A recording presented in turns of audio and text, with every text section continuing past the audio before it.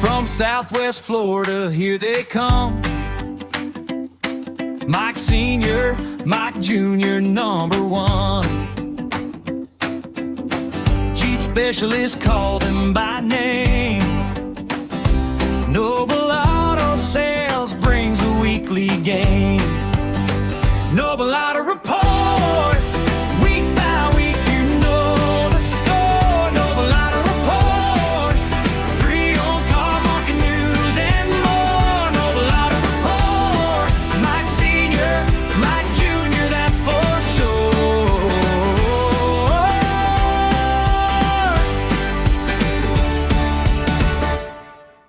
All right, welcome back.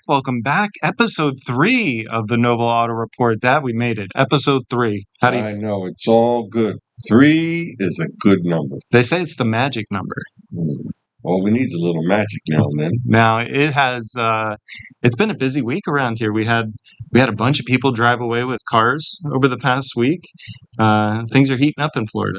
People rolled away and they were happy as clams in the sand.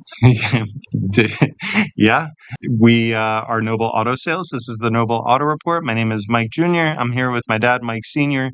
Neely is away for the next 2 weeks on a July 4th vacation. Oh, it must be good to be Neely. It must be. Yeah, it must be nice. And if anybody out there hasn't listened to our podcast yet, we do this every week. We follow the latest market news. My dad's been in the business for over 40 years. He goes to a lot of sales. We have good knowledge with the current used car market. We are a dealership in Englewood, Florida. If you want to check out our inventory, you can go to nobleautosalesllc.com, and you can find us on pretty much any social media outlet at this point. All you have to do is search at Noble Auto Sales. So now we got all the fine print out of the way in the beginning, Dad. It's been busy around here over the past week. How have you been doing? I've been doing good. Busy with people, busy with life, just having a great time and enjoying the dream. You know, I didn't even notice because we were so busy around here. I think you went to a couple sales last week. I did. I went to a real good sale that's up by Orlando. They have some real good inventory and some good pricing, so we can get some good deals that we can pass along to our customers. Yeah, and even though we did sell a bunch of cars last week, the lot is filled right back up this week. We've got a bunch of things that people can go check out on our website, and if they don't even see anything there, they can contact us and we can find a vehicle for them. That was actually one of the sales last week. I wanted to make sure we talked about it this week. We had a woman fill out a form on our website telling us exactly what she was looking for, and you were standing at a sale looking right at the car she wanted. Yeah, it was kind of kismet. You know, I'm standing there and I'm looking around talking to you on the phone about what she wanted, and sure enough, there it was. And then I get a text message with the photo of it. And it was that easy. You got the car when it went through the block at the auction. It turned out to be great. Just after maybe a day or so, it was here at the lot, transported over from the auction. We got it to the customer. She was super happy about it and drove it away the next day. Yeah, she was very happy with the price. Very happy. It needed a couple of things. It needed some tires and a little bit of interior work. We got some help from good people that we use who slipped it in front of some other people and got it taken care of fast because she's getting ready to head out to Kansas, moving along down the road. Real nice lady, though. Very happy. Yeah, that was a good experience. And it kind of was leading me into getting into part 2 of our Buying a Car series that we started last week. And if you want to check out part 1, you can just check out episode 2 of the Noble Auto Report. We're basically walking listeners through the process of buying a car.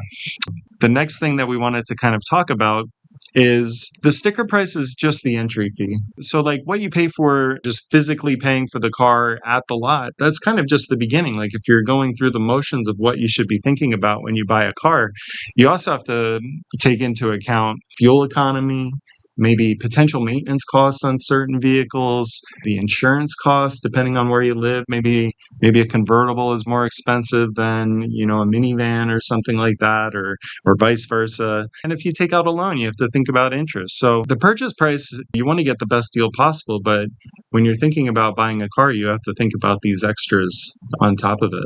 That's true. You have sales tax, you have your registration fees, you have your title transfer fees, and a lot of people don't take into consideration what it's going to initially cost them. They think that the price of the car is all you have, when you could have some state fees that come into $1,000, $2,000.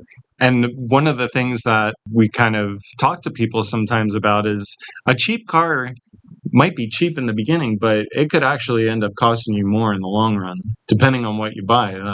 You have to make sure that the vehicle has a good service history, that the people took care of it, because you really want to make sure that if you're getting a good deal, you want that deal to be on a vehicle that isn't going to end up costing you more in the long run.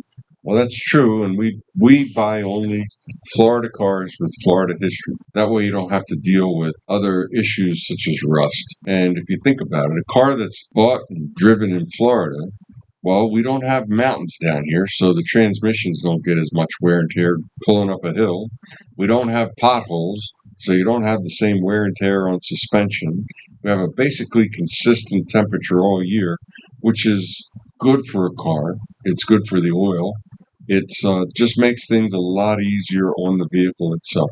When it comes to reliability on vehicles, what would you say people lean more towards as being some of the more reliable car manufacturers right now? Well, it's funny you say that because people typically will think of a Honda, Toyota, and they kind of push aside different other brands. However, in today's market, just about any car that you can buy will run up to around 300,000 miles if you properly maintain it. And basically, that's mostly just changing the oil every 5,000 miles. Any car today is a good car. The other thing that people kind of talk about is the depreciating value of a vehicle when you drive it off a car lot, talking about new cars. And one of the benefits of purchasing used is that you kind of take away a lot of that depreciating value, right?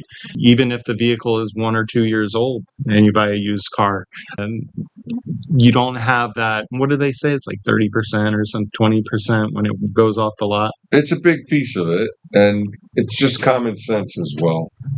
You can go out and you can buy a car today. It's not anything to buy a car for $50,000 or $60,000, and that same car probably within 2 or 3 years is half or less. And then there's the consideration of the miles. Today's world, the miles aren't as important. Back in the day, it used to be if a car had 100,000 miles on it, it was done. But today's cars are so well built, it's just not true anymore. Yeah, it's definitely still a psychological mark that you hear all the time in the Very business. true. Very true. The last point that we wanted to talk about this week, as far as the pre-buying decisions that a person has to think about, is literally how much money do I have to put towards a vehicle, and do I want to pay for it outright or go through a financing process? We offer financing on vehicles here, but that can be a big commitment, right?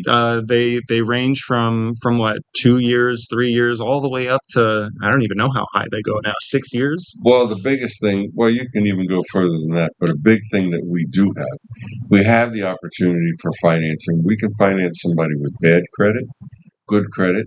We also have opportunities to finance people who've had a repossession in the past.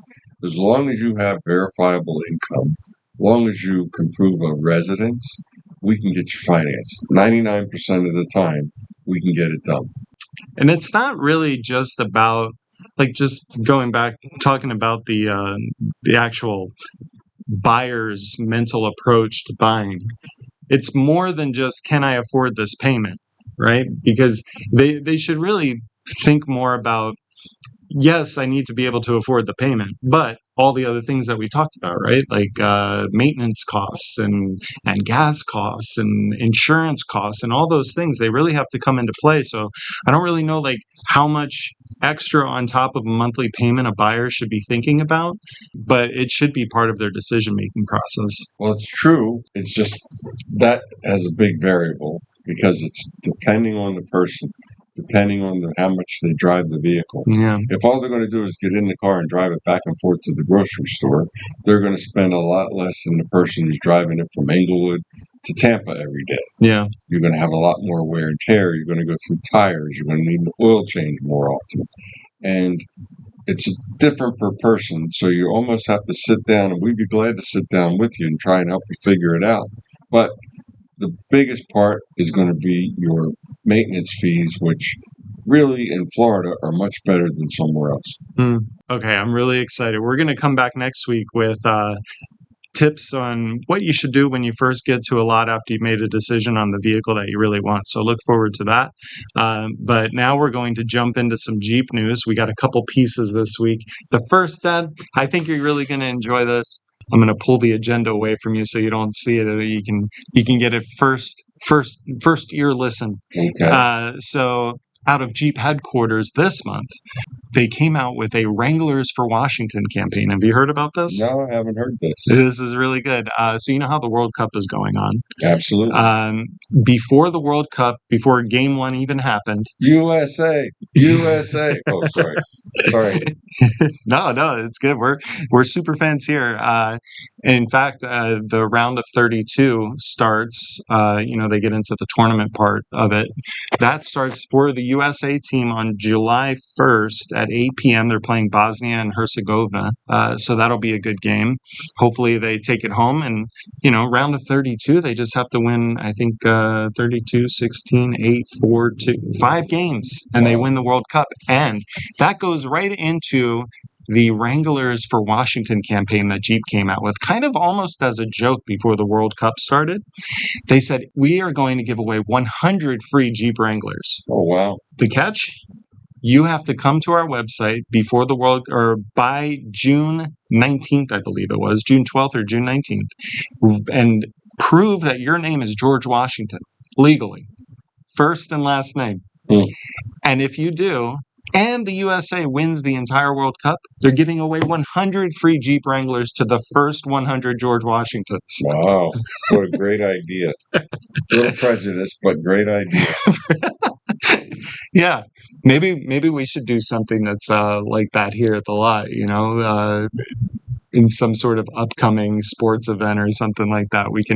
But we maybe not George Washington. Maybe we could come up with somebody that's Ponce de Leon. Maybe. Might be something to think about.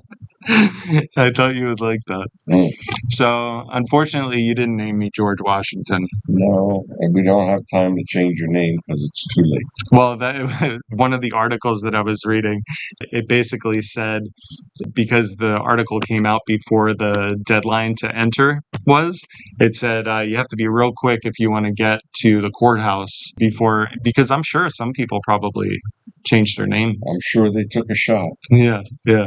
So that was interesting. And then also, we came into a little bit of a controversy over the past week. And who knew it would come down to trivia? Absolutely. Who knew? It's an interesting point, but people are paying attention. It was in reference to my comment about the grille on the Jeep having the ventilation holes that there are 7 of now. Mm-hmm. And a little bit of confrontation that originally, when they were military Jeeps, they had 9. And when they were going to go into production for people to buy, they had to change it, basically because of a possible copyright infringement with Ford. So they instead put in 7, and it's been 7 for years and years. And then in 2020, they came up with an ad campaign that said they have wheels on all 7 continents, and then they showed a picture of the front of a Jeep with each continent and each one of the grill holes. So my comment was true, but could be construed that it wasn't the original idea. So I give in to the people who said it's not the right thing, although it kind of is. Yeah, and I even heard a third option where people were talking about how the headlights were changed and they had to make room for the bigger headlights or different style headlights, so they had to bring it in from 9 to 7. So there's all kinds of different theories. I don't think the thing that I was reading is that there really isn't any concrete answer. But man, some of the answers that we were getting on social media, the internet did the internet, and they said wrong and that's not right. But I don't really think there is a concrete answer. There's a bunch of theories and there's 3 possible answers, and Well, the thing about it is it's nice to have the interaction. It's nice to learn something because every day is a school day. So it's a good thing. Yeah, and if you want to be part of the conversation, you can go to any of our social media accounts. Like I said, at Noble Auto Sales. We're obviously on Spotify or YouTube if you're listening to this on there. We're also on TikTok and Facebook and Instagram, at Noble Auto Sales on all of those, and you'll find us. We put out daily content, and that's going to continue. And we're going to have some more fun marketing content that's going to be coming out soon as well. And who knows? If your name is George Washington, maybe we'll have something in store for you in the future. Yeah, and if you're the George Washington that wins one of those cars, we'd love to have you reach out to us. Maybe we can put you on one of our programs. Yeah, that's all for this week, Dad. I hope this week is just as busy as last week and that we get people into whatever vehicle they're looking for. And I hope you have a good week as well. And I hope you do too, and want to wish everybody a happy 4th of July, 250 years.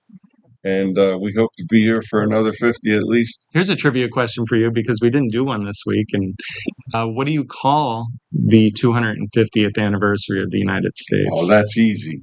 A long time. Semi-quincentennial. I can't even say it. It's hard to say. Semi-quincentennial. There you go. And I wish everybody a happy 4th as well. And we'll be back next week with a new episode. Have a good day. Bye-bye.